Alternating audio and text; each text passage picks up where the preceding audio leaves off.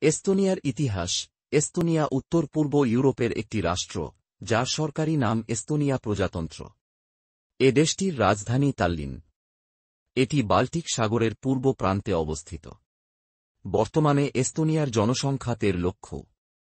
19 শতকের 81 সালের আগস্ট মাসের 20 তারিখে স্বাধীনতা লাভ করে। স্বাধীনতার পরে এস্তোনিয়ার সোভিয়েত আমলের সমস্ত সাম্যবাদী প্রতিষ্ঠান বিলুপ্ত করা হয়। দেশটি গণতান্ত্রিক সরকার ব্যবস্থা গ্রহণ করে এবং মুক্ত বাজার অর্থনীতির পথ অনুসরণ করে। এই সংস্কারগুলো বাস্তবায়নের ফলে 2004 সালের মে মাসের 1 তারিখে এস্তোনিয়া ইউরোপীয় ইউনিয়নের সদস্যপদ লাভ করে এবং একই বছরের মার্চ মাসের 29 তারিখে ন্যাটো জোটে যোগদান করে। এটি বিশ্বের প্রথম রাষ্ট্র যারা তাদের সংসদ নির্বাচনে অনলাইনে ভোটের ব্যবস্থা চালু করে। এখানকার সব গুরুত্বপূর্ণ ফাইল ডিজিটালি স্বাক্ষরিত হয়। এ কারণে এস্তোনিয়া ই-কান্ট্রি হিসেবে পরিচিত।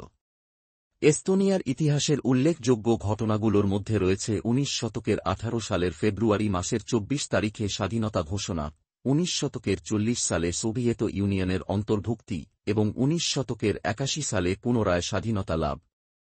এস্তোনিয়ার উত্তরাঞ্চলে অবস্থিত রাগভেরে দুর্গ, যা প্রায় 1,500 বছরের পুরানো। এই দুর্গটি ষোড়শ শতাব্দীতে নির্মিত এবং এ শহরের সবচেয়ে বড় পর্যটন আকর্ষণ।